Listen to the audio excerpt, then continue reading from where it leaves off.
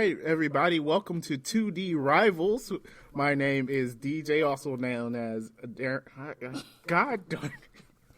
I do it every single time. My name is Darren, aka DJ Shadow. And this is the podcast where I join my sister in talking about comic books and movies and everything in between. And my sister is here, whose name is Daphne. So she's going with Daphne this week. So it's just us two, no one else. We've changed the podcast to 2D Rivals at the moment. So because we fired Derek last week, if you listened to that episode. And we don't have applications. So if anybody wants to try out, just send in your application. And we'll see if you can beat a sibling.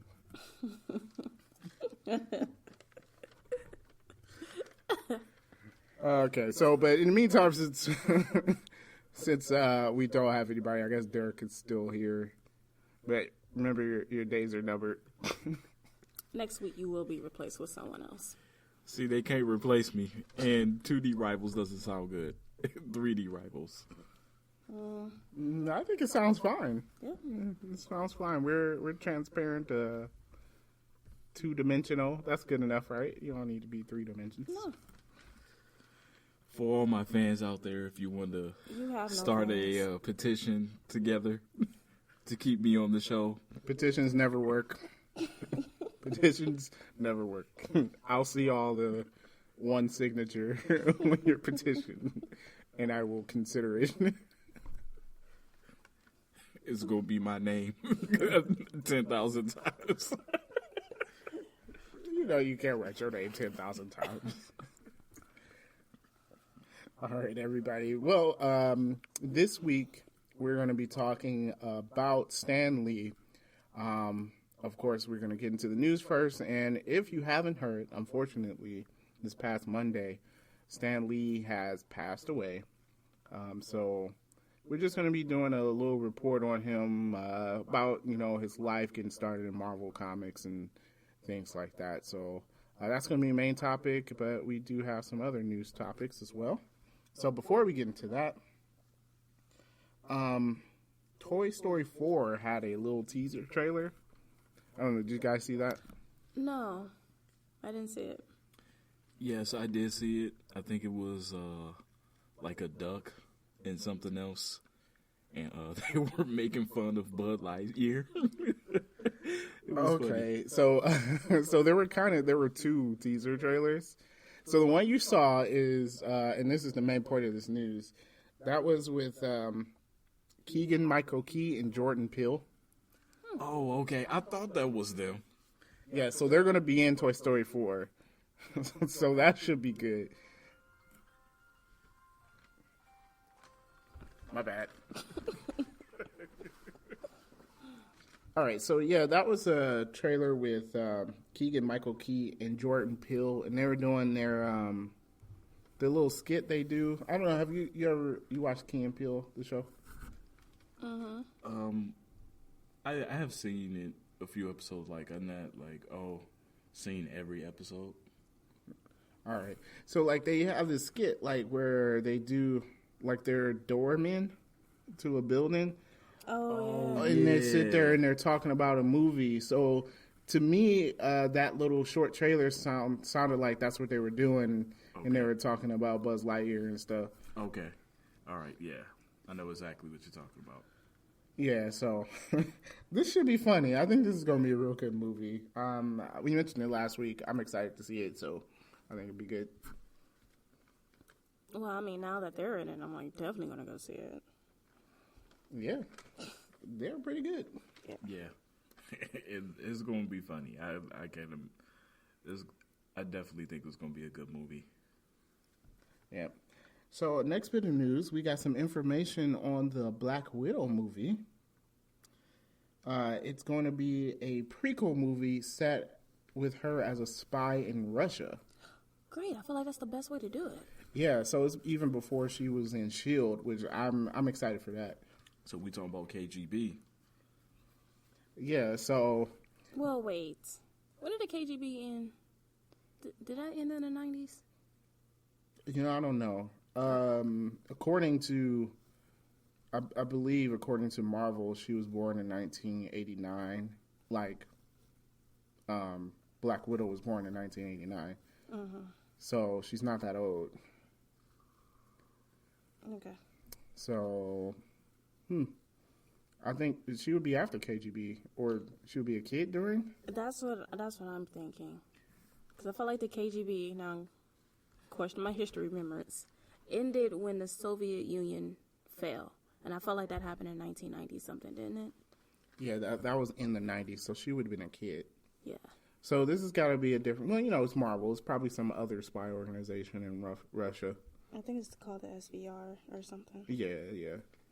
So I think it'll be interesting if they go into her backstory in the Red Room or whatever. That'll be good. Did they mention anyone else is going to be in it? No Bucky or nothing? It has to at least be Hawkeye. No, it's not going to be Hawkeye. This is before she was in S.H.I.E.L.D. Hawkeye could be chasing her. Maybe. They said the villain's going to be... I don't know. There's no news on the villain, so I don't know. It's just starting, so... Oh, incidentally, sorry to cut you off. I know when we first mentioned it, we saying how she was making like $10 million or whatever. That is the same as what the other people not named Robert Downey Jr. is making. Oh, yeah? Yes. Okay. So she is getting paid equally. Equality in Marvel. Yes. Excellent. There you go, Marvel at its finest. That's cool. Okay, so well, I know before when she was getting paid lower, she was the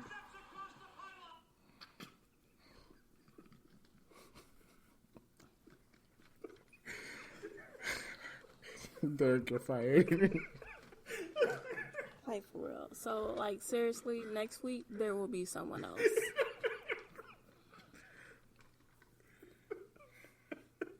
What was I saying? It was about her pay. Yeah, she wasn't getting paid a lot, probably because she wasn't a star or a star. Yeah, so before when she was getting paid like less than Robert Downey Jr., everybody was getting paid less than him, and it was kind of on par with the rest of the new actors. Like I believe her and Chris Evans was getting paid the same amount. Right. It was like $1 million per movie or something like that. So now they're getting paid a lot more, obviously. So that's pretty good, and it's good to see that she's getting paid an equal amount. So, yeah, awesome, cool. So yeah, but the movie, I think that's going to be good. This is going to be the Red Sparrow movie that everybody thought that movie was going to be, but it wasn't. I heard that movie was horrible. Yeah, it probably was. So, and then I'm sorry, when Jennifer Lawrence first came out, I was a fan, and then I'm not anymore. She's not good. Honestly, I don't like her movies. Yeah, she's not good. She's not a good I don't actress. get a lot of haters for this, but real talk, her movies don't be on point. They don't. I think they don't even focus on her acting. It's just like, oh, let's see how much skin we can show on her in this movie. Mm-hmm. I feel like her last 3 or 4 movies, that basically that's all it was about. See, that, yeah. Well, maybe it's because you can't act. So it could be that. Because that movie with her and Chris Pratt, everybody said was bad. And Chris Pratt can act. He's a good actor. Was that the space movie with the Yeah. aliens? I didn't watch it, but everybody said it wasn't good. It just could have just been a bad movie. I thought it was okay, but we know how you guys feel about me. That means it was bad. It was bad. It was a bad movie then. That's how we determine if a movie's good or bad. Did Derek like it? All right, next bit of news. There was a Pokemon Detective Pikachu trailer that came out. Now, I have to admit, when I first heard they were making a live-action Pokemon movie, I was like, why and no. Because there was no way they made this good. But this trailer came out, and it was kind of a pleasant surprise. Like, it actually looks like it's going to be a decent movie. I agree. When I saw the title, I was like, just like you, why? why are we doing it? And then Detective Pikachu. I'm like, okay, where are we going with this? And then the whole thing, I'm thinking like, okay, Pokemons don't talk. They just, like with Pikachu, Pika, Pikachu. So Yeah. I'm just like, how are they going to do this movie? Yeah, well, they're basing it off of a video game that came out in 2016, I believe, in Japan. Oh, the video game is not here? It came out last year here. Oh, okay. Is it like I guess Game Boy's not a thing anymore. But is it like a Game Boy game? Yeah, it came out on the 3DS. So, was the game this by the same title? Yeah, Detective Pikachu. Oh wow, I didn't hear nothing about that. Now I'm intrigued, and I really wish I wasn't. About like what this game is about, and I just know now. It piqued my interest. I don't know. I don't think this game is going to be something you're interested in playing. I mean, it's definitely a kid's game. The story seems all right, but like I watched some like people played. People play games on YouTube. Yeah. So I watched someone play it on YouTube. It was interesting, but like it wasn't interesting enough where I was like, I want to go out and buy this game. Okay. Not that it was bad. It's just not something I want to play. I found it actually more interesting to watch than I probably would have to play, which actually says something for them making a movie out of this. Now, would it be because maybe the game was tailored more so for like children, like to get the eye of children? Yeah, because like the mysteries in it and the clues and stuff, it was easy. Like I could okay, I figured that out. And obviously this movie's geared to children too, but it seems like they are kind of catering to a bit of an older audience, not like just like 8-year-olds. I think they're probably getting that the teens, somewhere around there. Probably. Okay. I mean, I could see that. I mean, when you think about the Pokemon Go game, it just wasn't children playing that. So here's my question, and maybe since I don't know these things anymore. Are people still watching Pokemon like that? That will want to go see this movie? You mean the anime? Yeah. Is that still a thing? It is still out. I think kids are watching it. I don't know. Yeah, the anime is still out. But I don't think this movie is geared towards the people that watch the anime. Because the kids that watch the anime, they have their cartoon movies that come out like every year. So there are the Pokemon cartoon movies. So I think this is, like Derek was saying, how Pokemon Go came out and all of the older people who played Pokemon when they were a kid got Pokemon Go. Right. And started playing again. I think this movie is expecting them to go and watch it. Oh, okay. And you could tell from some of the humor that's in the movie and stuff like that, and the Pokemon that they highlighted, because there are some newer ones in there, but everything that was really highlighted is from the first games. That's true. Pokemon, dang, now I can't think of that stupid dragon's name. Oh, Charizard. Yes, there we go. Yeah, I mean, either way, the movie does seem interesting. I don't know if I would go see it, but it does seems interesting. Yeah, I would at least watch it on Netflix. Yeah, or $5 movie it. So. Yeah, $5 movie night. Yeah, it even, I think it would deserve a $5 movie night. Yeah. If your local theater has that. It definitely looks good. The CGI looks good, surprisingly. I was kind of skeptical of them making a live-action Pokemon movie and how they would, do the Pokemon, but I think they did a good job with that. Yeah, I agree too, because I was also wondering about how it would look, doing a live action Pokemon movie. But I mean, from the trailer we saw, it looked like it turned out pretty good. I'm like, they put in a lot of work for that to turn out like that. So we'll see how it turned out. Yeah. So we'll see about that when it comes out. I think that's next summer. So we'll see that. Last bit of news here. Agents of S.H.I.E.L.D. got renewed for a season 7, 13 episodes. Wait, a 7 and not 6? Yeah, so 6 was already announced for next summer. So summer 2020, they already got a renewal. Oh, so Wow. there's 2 more seasons. Wow, I wasn't expecting that because they were saying that on the reason why it's coming out in the summer because the events in Agent of S.H.I.E.L.D. are supposed to pick up after Infinity Wars 4 or whatever the title of this movie is going to be. Avengers 4. Avengers 4, yes. Infinity War Part 2. Wouldn't it just be Avengers like? What? Oh, it is. It's not Infinity War anymore. Yeah, it's not an Infinity War anymore, but Oh, since, when we talked last week about Marvel being so secretive and, sniping people on the low. And outright lying to us. Apparently, the trailer's supposed to drop in like 2 weeks or something. Yeah, that's to be expected though. I know. I'm like waiting for it. Because it's coming out in May. Yeah. So you usually get a first trailer like 6 months I know. out. There was a whole article on how the trailer was coming out in 2 weeks. Now, do you think with the trailer, it's going to be like something that we're going to be really irritated with? Like, it's going to be like 40 seconds No. of showing different characters in the bet movie. not. It just could do Avengers 4. It'd be like the highlight of the first 10 movies. I know this. It's not going to answer any of our questions. No. So Well, you know everybody that is expecting and you do your little trailer breakdowns, it's not going to answer any of their questions. Then Marvel lies to us even in their trailers. They do. So Yeah, because I'm still trying to figure out where the heck was Hulk. he was in the trailer. Because he was definitely in the trailer.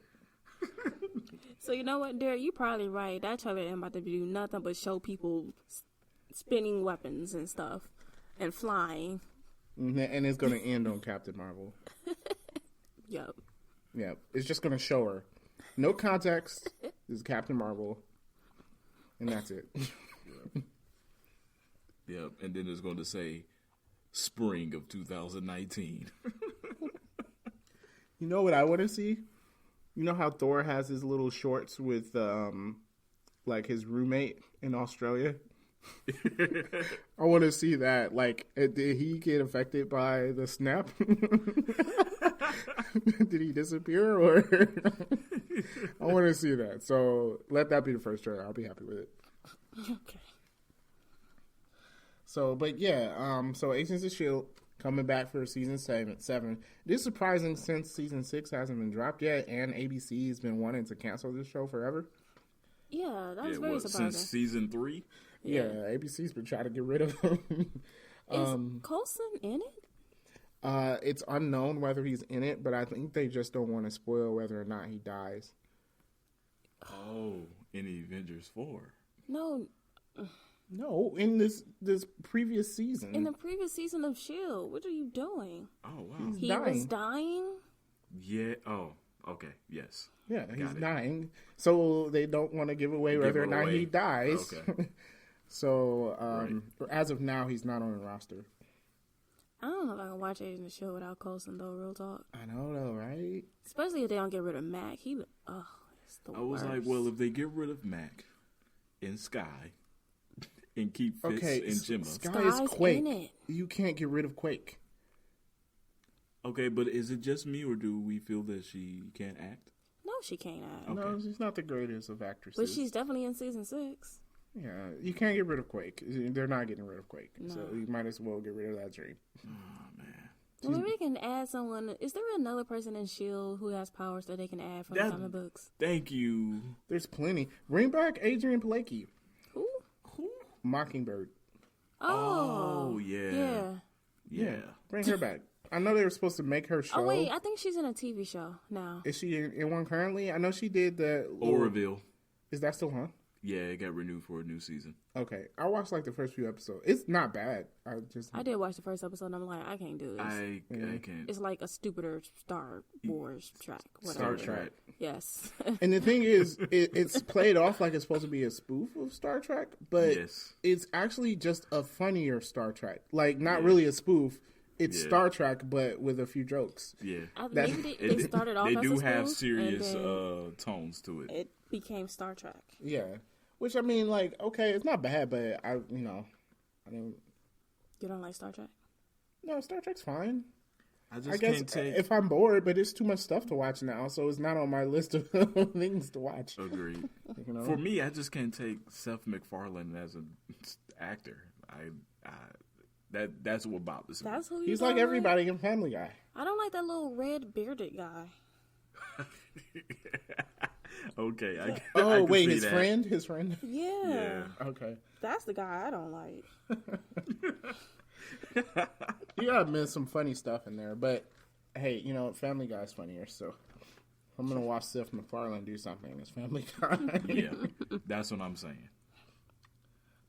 So the thing about Agents of S.H.I.E.L.D. is its live ratings have been poor. Like, people don't watch it on the day. But video on demand has been real strong. So that's probably why it's getting renewed. Do people watch anything when it airs? I don't know. I don't think so anymore. Because I don't have the, whenever the show, like most shows, when it's on, I don't have the time to. And pretty much everything I watch on Hulu.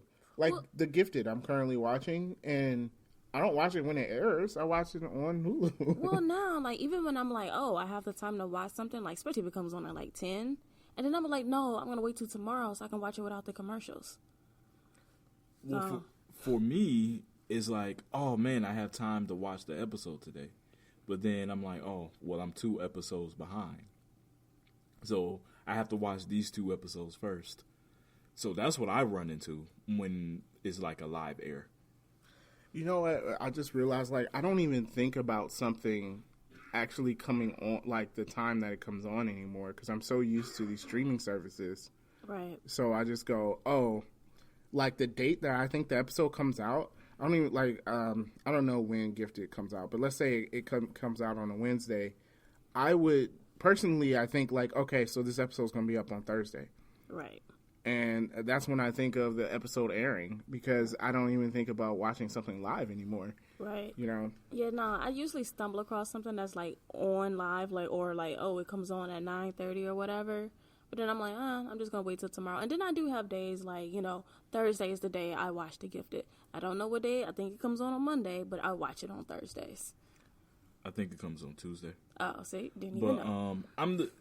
What I'm running into is because since, like you two guys said about not watching it on the regular day, I tend to forget when the actual show was on.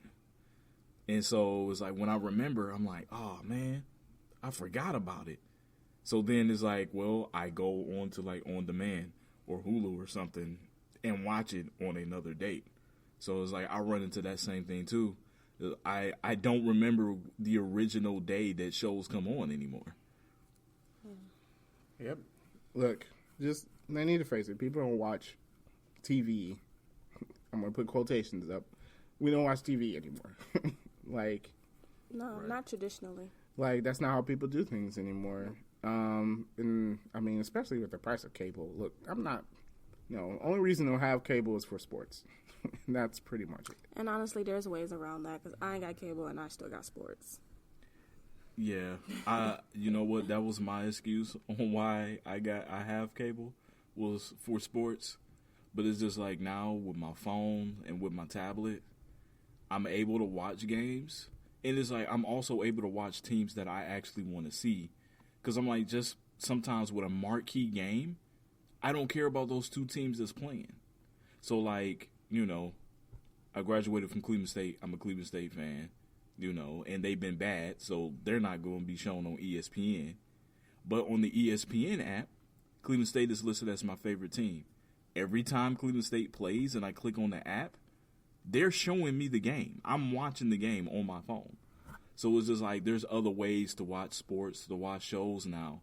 It's not like the conventional way anymore where back in the day where it's like, oh, man, Dallas is coming on Sunday at 9 o'clock. Everybody get together. Pop your popcorn, invite your friends over. We about to watch this show, Dallas. See, it's like we don't have that no more. No. We have people come over on Saturday at 6 o'clock in the evening, and we're going to watch 5 episodes of Daredevil today. Yeah, so the tide has definitely changed Well, if in they that would just respect. lower the cable bill, I would still have cable.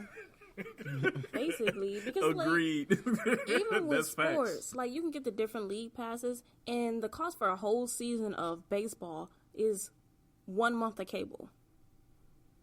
Right? I can spend $90 and I can watch every baseball game I want to watch for the price of 1 month of cable. So it's like, y'all kind of failed yourselves. Yeah. So that's probably why they renewed Agents of S.H.I.E.L.D. because they're probably looking at it differently. You know, people are watching. Because I was like, I know the show is still at least a little popular. People seem to love it. Well, Marvel loves it. Yeah. That's for certain. Marvel saved it. Otherwise, it would have been canceled. Well, you got to understand, too, these TV networks, just because they want to get rid of a show, might not even necessarily be that the show is doing bad. They may have like, oh, well, there's these 2-3 shows that we want to show on our network, you know, that they starting to film or whatever. Because they do that all the time, and they be promoting this show, and then nobody watch it. And there's only like 3 episodes of that show, and then they cancel it. And it's just like, really? You canceled the show that everybody was watching because you wanted to promote this one show that no one cared about. Yeah. Yeah, well, they used to just move shows to an undesirable time slot. Mm-hmm. But again, now that doesn't even matter. Like, you can have Agents of S.H.I.E.L.D. air at 3 a.m. in the morning Sunday night. Nobody's going to watch it then, but we'll all watch it on Hulu when it comes out. So, none of that really matters anymore. So I'm glad to see it come back. So we'll see what season 6 is like. Hopefully, we do have Coulson. We will see Coulson in Captain Marvel. So that'll be cool. See what he did as a rookie S.H.I.E.L.D. Agents of S.H.I.E.L.D. And, should be pretty awesome.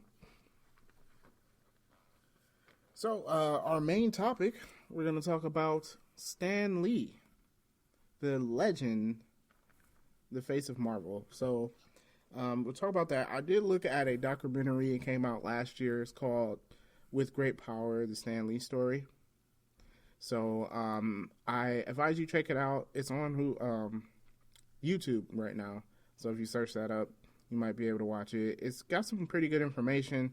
I got just some I got a little report, I guess you could say, on Stan Lee. So I figured we'd talk about him this week because, it deserves to be talked about. He did a lot of work. So, one first interesting fact, his name is Stanley Martin Lieber. And he he changed the name to Stan Lee because he wanted to save his full name for when he wrote a novel. Did he ever write a novel? No, he didn't. Okay. So that novel never came. But, I mean, suffice it to say, the name Stan Lee definitely became more popular. Yeah. So I think it became more than what he thought. And that was an interesting thing. I was thinking about that the other day. It's like, you would never thought, like, I'm pretty sure he never thought, like, what he was doing was going to be such a phenomenon. Like, that all these people were going to love these superheroes. And, you're walking around and you see people dressed up as your superhero. And he gets to watch them in live action movies and stuff like that. Like, that's got to be just a real surreal feeling. Because you never thought about that, Yeah. Right. I don't think what is going to hit with people. And I think it's because he created heroes that people could relate to, you know what I mean? He created Spider-Man, but Spider-Man was this kid who was bullied in school and people didn't like him. So I felt like he created superheroes that people could relate to, which is probably why it became so popular. Yeah. Yeah. And I mean, when you think about Stan Lee, of all, like, what he did, it was more so of, like, an escape for, like, everything that was going on at that time period or different time periods. And I was just like, I know for me as a child, it was kind of like an escape. It's just like, man, you're in this world of this powerful being or human or mutant or whatever, and it's just like, even though it was a comic, some of the stories is like you could relate to like real life. And, I was like, and growing up for me, and I was like, and you two guys, y'all know this, like, we would jokingly like come up with like our own superheroes and our own superhero canons or whatever, just because of like how great these comics was written and how drawn we were to them. Yeah, it was definitely inspiring. I remember my hero, Super Spider. How original of you. Yes. Where he had the powers of Superman, Spider-Man, and Wolverine. What? Which is way overpowered. Definitely. Yeah, and then my hero, Super Fist, was like Iron Fist, Superman, and Green Lantern. So horrible. Horrible Super Fist. But yeah, no, it was definitely inspiring. I even still, to this day, have a story that I want to write, but I am not that great at writing, so it's never going to get written, apparently. But yeah, like, you come up with these heroes and you follow the ones that he made, and, he did make them so that people can relate to them. And like Daphne said, you have an escape. When people are dealing with these problems and they see the same problems in the comics, they can escape to that. And now there's people with these fantastic powers that, they can put themselves in those shoes. But yeah, let's talk about the beginning of Mr. Lee's life here. So he said he wanted to be an actor. He said he never imagined writing comics or doing anything with comic books and stuff like that. I always found that interesting. It's like, you end up being in a profession that, you're kind of just doing and it takes off for you or something like that. That's kind of crazy, So he grew up during the Great Depression.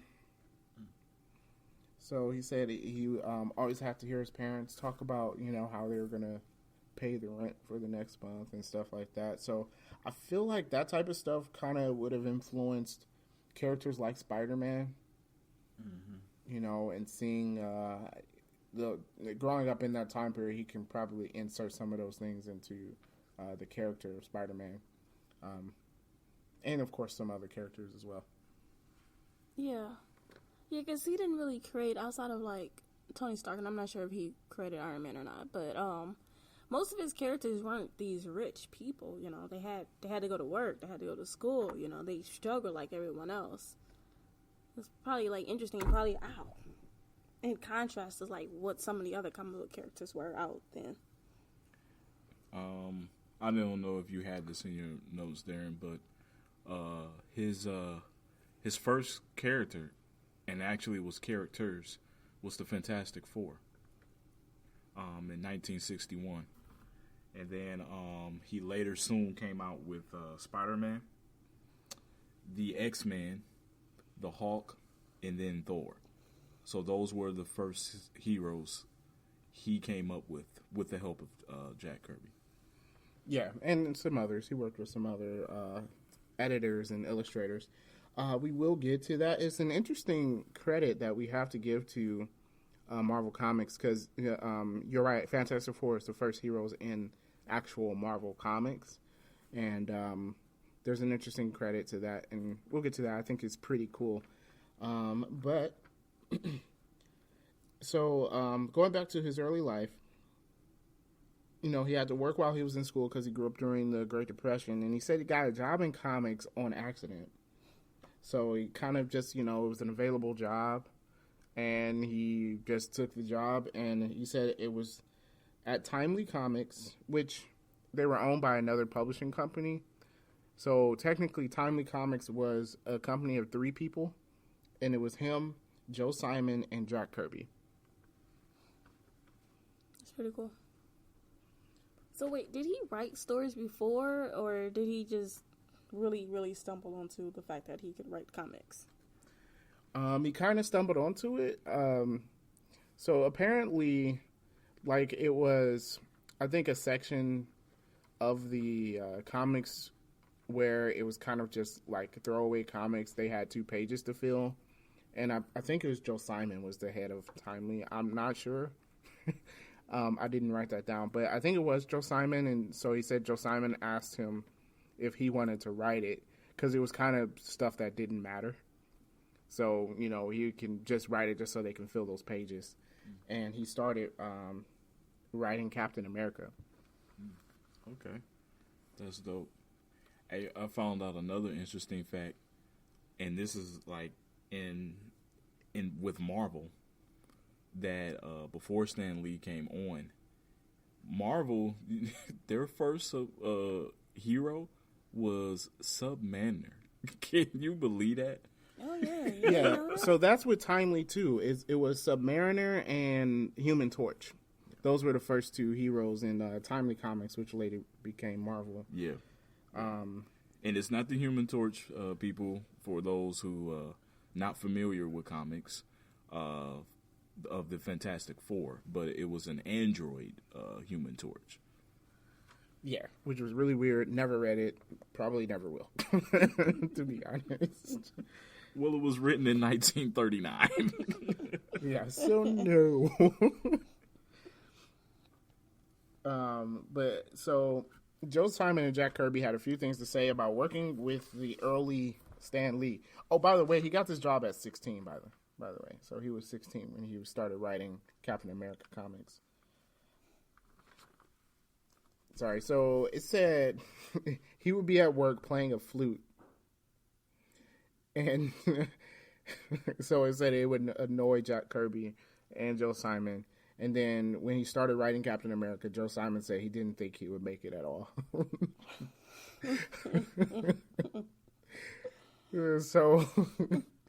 So I don't know if that says anything about his early writing. If any of us can find like those early Captain America comics and see what was going on. They probably weren't good. Probably not. Maybe, but maybe from our standards of today, it may have been good back then. Yeah, well, he kept his job, so. I don't think they probably had much competition either, though. No, there was only 3 of them in the whole company. So unfortunately, Joe Simon and Jack Kirby left Timely Comics. So he was by himself, and the owner of the publishing company just asked him, was like, hey, can you run this by yourself? So he was running Timely Comics by himself at 18 years old. That's crazy. Right? That was crazy. I'm like, I couldn't imagine, like, and you gotta think, like, this whole situation just set off everything that is happening today. So at 18 years old, this man, I mean, of course, it's not a huge company. He's just writing comics. But he had to be the writer and the illustrator and the editor of the comic. Of course, they were making widely different comic books than they do nowadays. You know, there were army stories and monster stories and stuff like that. It wasn't, comics today are pretty much just superhero. You know, you have a few others. But back then it wasn't that. So it was interesting. Yeah, I think that's crazy. Like how he stumbled onto a job and was just basically handed a company at such a young age. It's pretty awesome. Yeah. But he said writing Captain America comics kind of influenced him. So he enlisted in the army. So, an interesting fact, he served with Theodore Geisel, who is also known as Dr. Seuss. What? Dr. Seuss was in the army? Dr. Seuss was in the army with Stan Lee. Man, how old is these cats? Well, they're both past now. Wait, so when did Dr. Seuss start writing these books? I don't know. Oh, It had to be shortly after his days in the army. I thought he was older than that. Okay. We have to talk about that one day. We got to talk about Mr. Seuss, Dr. Seuss. Yeah, maybe we'll do a report on Dr. Seuss. We could just do that. Each week, one of us does a report. So, who wants Dr. Seuss? Derek? Oh, I'm still going to be around for this report? Not next week, you won't be. Not next week. Yeah, that's right. You're still fired. You're fired. So, we'll figure out who wants to do a report on Dr. Seuss. But that was interesting. So he served as a playwright in the army, which I don't know exactly what they do, but Right place. right place. or Okay, so those little company videos about workplace harassment. It's in the title, but I get fired. Yeah, you know what? Just because it's called a playwright, that doesn't exactly describe his whole job. I think it does. If a person is a sanitation manager, I think it's in his title. Whatever, forget you. So, Stan Lee's wife came from England, and she was a war bride. A war bride. So she married somebody in the army. I guess that's what that means, and she came over to the U.S. Oh, there's a name for that? So we're going to continue on with this theme. It's in the title. Shut No comment. Only she wasn't Stan Lee's war bride. She was married to somebody else, and apparently Stan Lee saw her and said, "I'm going to marry her." And they're like, "No, she's married." And he married her anyway. So, yeah, he stole her from whoever her husband is, and I couldn't find the name of her previous husband. So this person, I'm like, geez, that's dirty, man. So, I was watching Stan Lee something. was the side dude. And depending on how accurate it was, apparently he married her 6 weeks later, and they drove to like Reno or something so she can get divorced from her husband and marry him. So this all happened in like the course of like a month and a half. Wow. Yeah. That's love. She must have been dirty. really, really fine or something. Yeah. Jeez. Okay, so I don't recommend that. But they were happily married until they both passed, so that's good at least. So now working with the comics, the people he worked with would say like Stan Lee would be very expressive. He would act out what they wanted. He wanted them to write and draw and stuff.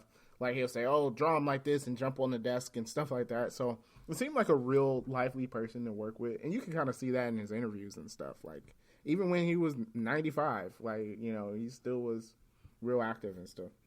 So I figured that was interesting, and probably is the reason why we got such good comics too. Mm-hmm. Also, it was mentioned that, he made sure everybody got a credit. Oh, yeah, I saw that he made sure, like, written by and... illustrated by Yeah. and stuff like that. So, that kind of shows, I never really heard anything too bad about Stan Lee besides stealing someone's wife.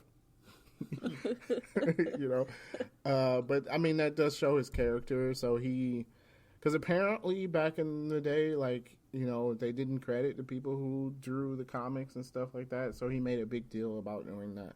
So I always thought that was pretty cool of him. Pretty cool. Yeah.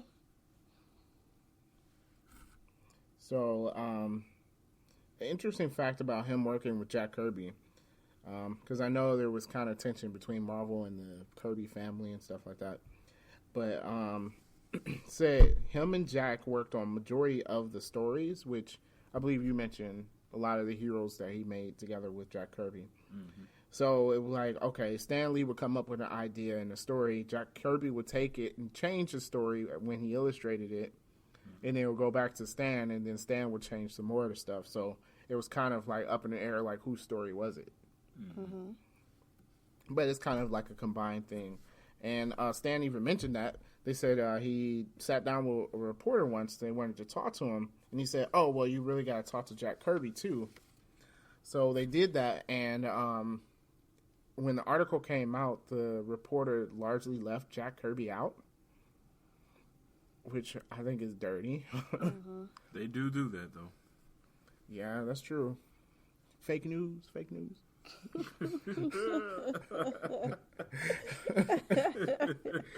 So apparently this and a few other things caused Jack Kirby to leave, of course, for a short period of time. Right. Yeah. But yeah, let's jump into a period of time called the Comics Code Authority. You guys hear about that? Is that when they felt like comics were too violent, too racy, or something? Yeah, and I think also the time where it's saying that it's not educational reading. So it's studying the education of children reading. So, yeah. Yeah, they said they did a study, and they would ask delinquents if they've read comics at any, like, one point or another time in their lives, and they'll say they had, and they'll say there was a correlation. That is a horrible study. Like that. Yeah, I mean, it's like you're asking kids if they, read. Well, of course they did. All kids read comic books, so yes, they read it. But the comics didn't make them delinquent. Right. So I mean, and like you only ask the delinquents. That's the only kids you asked, and you're like, oh, well, see, they all read comics. Well, that's like asking criminals if they drive cars, and now cars. Like, cause oh, people well, to be see, criminals. cars make you a good criminal now. Like, yeah. So comics were blamed for juvenile delinquency. Also, one real obscure thing they said comics caused asthma. How? What? So apparently, they said it caused asthma because the kids would stay inside reading instead of playing outside. So being in the house caused them to develop asthma. Isn't crazy Well, how it's like everything that goes on? It's like, okay, in the 40s and 50s, kids are not going outside because they're reading comics. Now kids aren't going outside because they're watching TV and doing whatever else. And it's just no, that's not the reason why. Well, if that's the case, kids don't go outside at all these days, so everybody can't breathe. Right. I don't think comics is as bad as a tablet. Just saying, like, so that was a big crazy time. So there was a lot of regulations. That's when the Comics Code Authority came out. And, they really heavily edited the comics that came out and the stories that they could tell. And, of course, because of that, sales suffered. Yeah, you can't write the story you want to write. If it's not as good because it has to be edited or dumbed down. AKA the Justice League movie. That's what happens when people comes in and do a whole bunch of editing and want to change things. There's more. I thought you liked the Justice League movie, Derek. Yeah. Didn't we have a whole thing about how it wasn't that bad? It was Suicide Squad. Oh, okay. Same difference. Lord. I'm not even going to get on that. Okay. Yes, Suicide Squad. So, yeah, sales of comics suffered because of the Comics Code Authority. So, of course, they had to let a lot of their workers go because, they couldn't afford to pay them. And again, Stan Lee was left by himself to run this company. Now, here's what I mentioned before when you talked about Fantastic Four. There was an interesting credit we had to give. And Stan Lee, he said he wanted to quit doing the comics because he wasn't interested anymore. It wasn't making money. But his wife told him, before you quit, make one last comic and make it the way you want to make it. And that's when he made Fantastic Four. Wow. That's pretty dope. I'm not really a big Fantastic Four fan.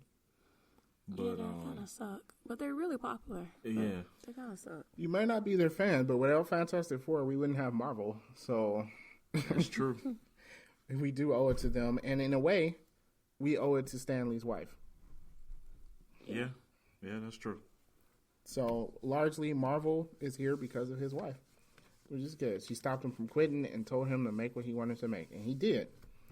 One thing Stan Lee always say, he didn't get why superheroes wore costumes. He was like, if I was a superhero, I would want everybody to know who I was and I'm better than you and stuff like that.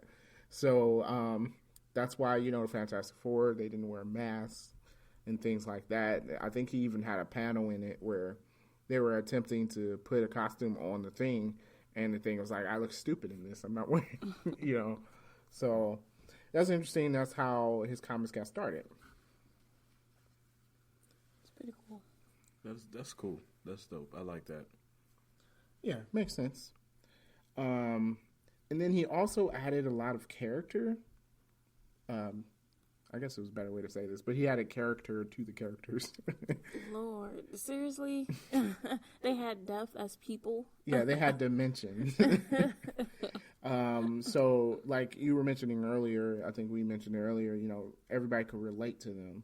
Right. You know, they dealt with real life problems and they lived in real places. Like he put them in New York, and most of them were in New York because he lived there. But he put them in real cities, not Gotham and Star City and Smallville, Metropolis, yeah, which doesn't exist. So those were real fantasy characters. And even though Marvel Comics, it was still fantasy characters, but they lived in the real world. Yeah. And they dealt with real world problems. Mm-hmm. So it kind of brought them more down to earth. Yeah.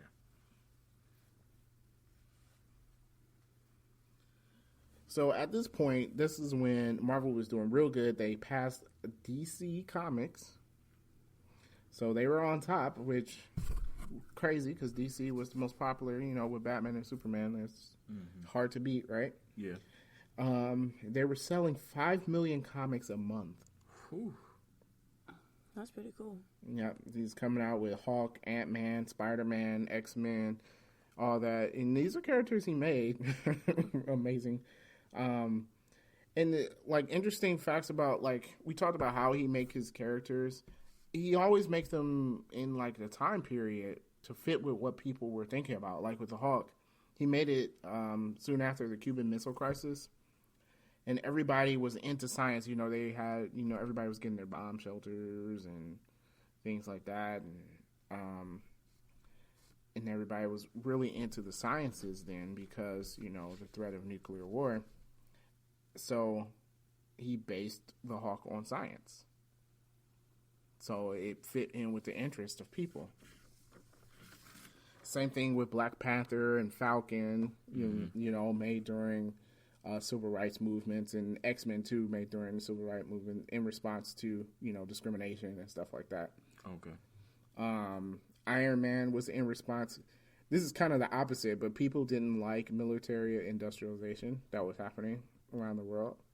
Okay. So he made Iron Man, so you were forced to like them. Smart man. Because you got to think that's what Tony Stark is, right? A warmonger? Yeah. Yep. So, so that was interesting. Silver Surfer was made to appeal to hippies. Huh? Because he has a surfboard? No, apparently he's got like this real laid back personality. Yeah, like and the things that he stands for and stuff kind of fit in with what they were talking about. I didn't really look that deep into it, but that's what he was made for, even though it was cosmic. See, I don't know much about Silver Surfer, and since he hasn't been done justice in any of our media. True. Yeah, and I never really like read any Silver Surfer comics either, so I really don't know much. Yeah. He based he based Peter Parker's problems, he said, on some of his own problems that he faced, like trying to go on dates with people when something weird would happen and things like that. So, you know, when he was growing up, he took some of those problems he had as a teen and put that in with Peter Parker. Okay. So, yep, personal life. Stan Lee actually had two daughters. Okay. Sadly, the second one died after 7 days. And at the time, his wife had her tubes tied and cut, so she was no longer able to have children. So, you know, kind of unfortunate. They probably were like, okay, after 2 we're done. But, right, yeah. But unfortunately, the daughter passed away, so he just has the one now. Interesting thing, which is kind of messed up how times were then. They said they tried to adopt, but they had a real hard time because they were from 2 different religious backgrounds, and so like they wouldn't allow them to adopt a Jewish baby because she wasn't Jewish, and they couldn't adopt other kids. Like it was real weird. Like I don't know what kind of adoption rules they had back then, but that's weird. Wow. Because I mean, what makes the baby Jewish? Because his parents was Jewish, but once you give him to someone else, it can be anything. Right. You know, I mean, That's weird. Okay. Yeah, so that was weird, and I kind of felt sad for them because, they wanted more children, but they couldn't have them. So that was kind of a little sad part there. Some other interesting facts. He said he used question and answers with fans to gauge interest. And you know what? Those question and answers were sometimes published at the end of a comic. Yeah. A comic book. Yeah. So, you had those ones in the comics when he went out to, like, different colleges and stuff, and to see what people were interested in, and then he would go back with that and make the comics to fit the people's interests. Well, that's cool. Always give them what they want. Yeah. A real smart move. Like, I mean, this was a smart man. Yeah. Definitely a smart man. So now we're going to move into more of the modern era. Marvel Productions. Why do you think that was started? Marvel, is that what Marvel Studios is now, or? I guess sort of. Marvel Studios is kind of different, but Marvel Productions is the reason why we have all the Marvel cartoons. I'm gonna say because they had no money. I want to say that he wanted to put his writings to like picture or something to appeal to people who were watching TV. Nope. He visited California and he wanted to move his family out to California, so he needed an excuse. So he told them we should make an offshoot of the company in California. That's okay. So they did. Everybody thought it. So he was like, to test this out, I'll take the bullet and I'll uproot my family and I'll move out there so that we could get all this started and you guys could be safe here. So everybody was happy about that and was like, he's a real martyr for doing it. He just wanted to live there. Yes. Thankfully, it was actually a good business move. Because it did, like I mentioned, it gave us a lot of our cartoons. So that's when, Mom and Dad got their Spider-Man cartoon and the X-Men cartoon. Oh, okay. That was the highlight of their production? No, it wasn't the highlight. The same. Okay, it started it. We still, the 90s X-Men and Spider-Man is still off of Marvel Productions. Okay. So, okay. But we wouldn't have that if it wasn't. Right. So, there was a CBS live-action Spider-Man show. Who? What? Yeah. And he said he went to them and told them that the series was bad and they need to stop making it. And CBS didn't listen to him. And it got canceled later because it was bad. So maybe you should listen to the creator.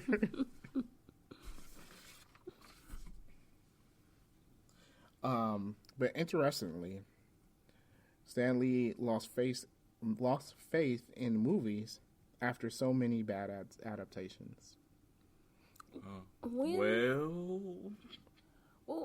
how many bad movies were there? Like, are we talking like before the 2000s or? Yeah, this is before 2000s. So what movies were there? Captain America. There's a Captain America movie? Yeah. Nick Fury. How you screw up Nick Fury? I mean, he only has a patch. Like that Fantastic Four movie that really never hit theaters. There was a couple others. Okay. Pretty bad. Didn't they try to do Spider-Man? They did. Didn't work. Right, yeah. So he said he lost faith in the movies. I mean, if you think about it, even in the 90s, didn't they try something in the 90s too? I think they did. What? I mean, besides Blade. Yeah, I want to say like Punisher. Oh, the Punisher movies, yeah. That was in the 90s. Huh? I don't think that was in the 90s. Yeah, the first one was. I think the first one was. Yeah. I'm pretty sure it was.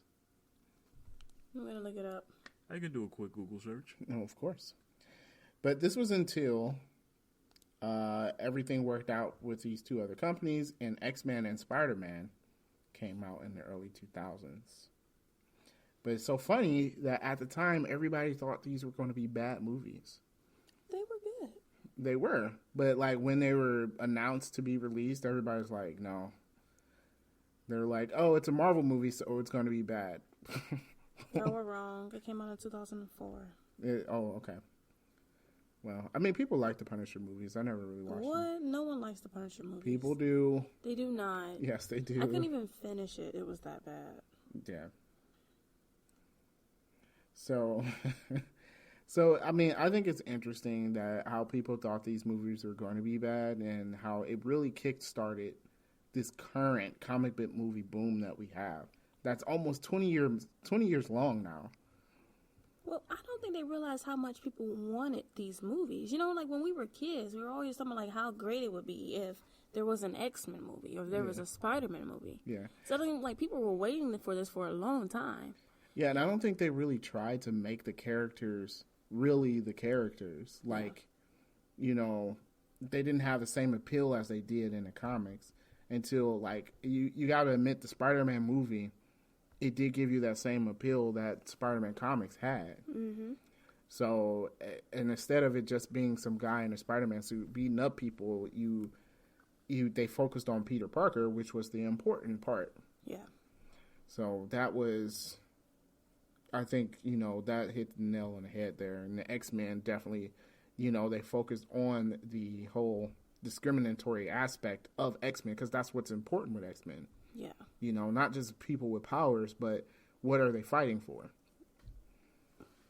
Interesting fact, guys, as I was looking up about Marvel films, especially in the 90s, there really wasn't any. Like Darren said, in the early 90s, 91, 94, they did a Captain America, and then they also did a Fantastic Four, but it never got released on home video or in the theaters. But it was filmed. And it was bad. You are not going to believe what was the first Marvel movie under the Marvel franchise, I should say. What? Men in Black. That's a a Marvel Marvel movie? production movie. It was a comic first? I don't think it was. Oh. But Marvel Productions did the movie. Wow, that was a good movie. Okay, I gotta take back what I said. There was a Punisher movie that came out in 1989. Yeah. Yes, it didn't come up at first. Yeah, probably because it was bad. Starring And people what- I've never heard of. Wow, that's dope. It was saying, you guys, that it was the release of Spawn in 1997, and actually Spawn received some success. And Even though that movie is horrible. yeah, but it was like, it was so dark, you know, it wasn't a true movie meant to bring children. Well, yeah, this was also the time when the Batman movies were getting real campy. Right, Yeah. which I don't understand because Tim Burton's Batman was like exactly what the Batman movies were supposed to be. Parents were complaining. Then don't take your kid. Yeah, well, that's the reason why it happened. So parents were complaining about the dark, and I think Batman '89 came out before there was a PG-13, so the movie was PG. Okay, regardless, I just felt like if our mom didn't think that we could see the movie, then we didn't see the movie. Yeah, You know what I mean? Like, I wanted to see Batman Returns. I didn't see that until I was an adult. It didn't matter. It sucked. So I didn't miss anything. we saw that before you were an adult. No, I'm telling you, the first time I saw Batman Returns, I was 20. I did not see it as a kid. There's no way. Mom and Dad did not let us watch Batman Return. How did I see Batman Returns? You didn't know. see it as a kid. We didn't see it as a kid. I though. could swear I watched it as a kid. No, You we probably didn't. watched it as a teenager. Yeah, maybe a teenager, Okay. but not as a kid. Okay. Yeah, and I mean, you know, me and Deanna are older than you, so we would have been close to being adults with you being a teenager. Yeah. Okay. My point is, like, we couldn't see it because it was, you know, too violent, too grown for us, whatever. So, I mean, that should be the same thing. Who cares if it's Batman? If your kid's not old enough to see it, then your kid don't see it. Well, it's kind of like the people taking their kids, their kids. Okay, I'm not saying young teens.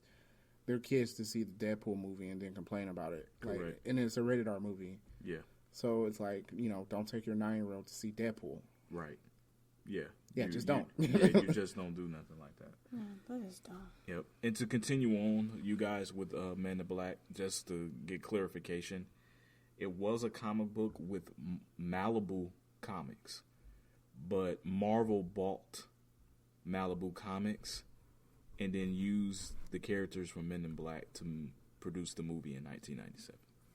Oh, that's a Well, good good movie. job, folks. Yes. Well done. I like Marvel that movie. teamed with Columbia Pictures. Which is Sony. Lord.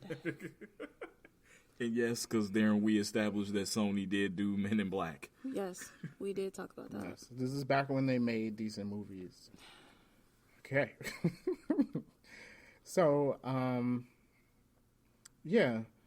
So, I mean, of course, Stan Lee did a lot more things. He started up a few more companies in his old age, just because he never retired. And I'm going to end off the report with this quote, which I thought was interesting and kind of, in the situation, kind of sad. He said, "I want to do more. The only problem is time." Yeah. Yep. I think we all can relate to that. It's We been just like- don't have enough time. Yeah, he was so creative, and it just, I mean, to come up with so many different things, it's like, that's just pretty cool. And it's like unfortunate that, he just couldn't make every superhero he ever thought of in his head or whatever, but he still did a lot. Yeah, he definitely made some good ones. I'm pretty sure he made some bad ones. He made some bad ones, but he definitely helped this industry out, And even if you look at it for DC Comics, giving DC Comics some true competition, because besides Marvel, what's their true competition? I know we have some small comic book studios out there, but do they really compete with DC Comics? Right. I mean, you figure the reason why DC is doing this trashy universe is because of Marvel. It's because of Marvel. That's true. Yeah. And Marvel's notorious for stealing DC's superhero Yeah. and Right. making their own. Yeah. Which, in my opinion, as a kid, I was always a fan of Marvel more than DC because X-Men were my favorite, and then Spider-Man is my favorite superhero. Although, of course, like everyone, I always love Batman and Superman. I mean, you can't not. But there are a lot of other people in DC Comics that I don't care for. So Honestly, outside of Batman, I don't think I really like anyone in DC. yeah, I agree. I'm with you. I'm definitely with you on that. Yeah. because you got to think. I know Submariner was made beforehand at Timely Comics, but our current version of Submariner really is a ripoff of Aquaman. Mm-hmm. But he's better. He's definitely better. He's definitely better. Or Deadpool being a ripoff of Deathstroke. Yeah. Yeah. But he's better. Yeah. People relate more to Deadpool than they do to Deathstroke. Yeah.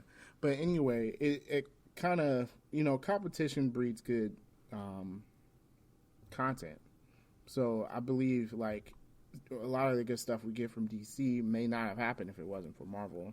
And vice versa, So I believe that's good. So we get to, this guy, we should credit him with helping out the comic industry in a large way. I mean, if you think about it, even with the Comics Code, he's the one that put out the comic book with, like, I don't care about the Comics Code. I'm just going to write what I want to write. And that gave the industry a boom. So, he gets credited with a lot. Yeah.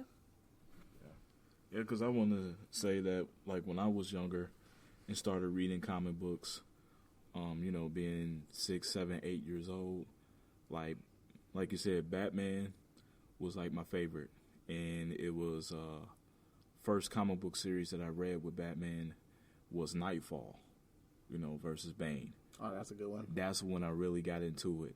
But what really got me into Marvel Comics, and I started, like, reading everything Marvel from that point, first Marvel comic book I remember reading was Age of Apocalypse with the X-Men. And it was because of the X-Men cartoon on why I picked it up at the library to read it.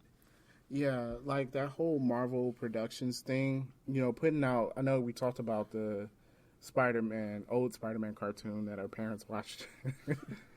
But it did introduce the character of Spider-Man to a lot of people that didn't read comics. Right. And like Derek mentioned, like X-Men, like for me, I didn't read a lot of comics, but the X-Men cartoon, the Iron Man cartoon, the Fantastic Four cartoon, the Spider-Man cartoon, all that got me into superheroes. I was like, wow, this is amazing, and I'll read some of the comics on that. So like even the productions that really helped spread everything out, kind of to how it is today. Because you got to think, some people, and I always think it's crazy, but some people, when they're watching these Marvel movies, this is the first iteration of these characters they're seeing. Yeah.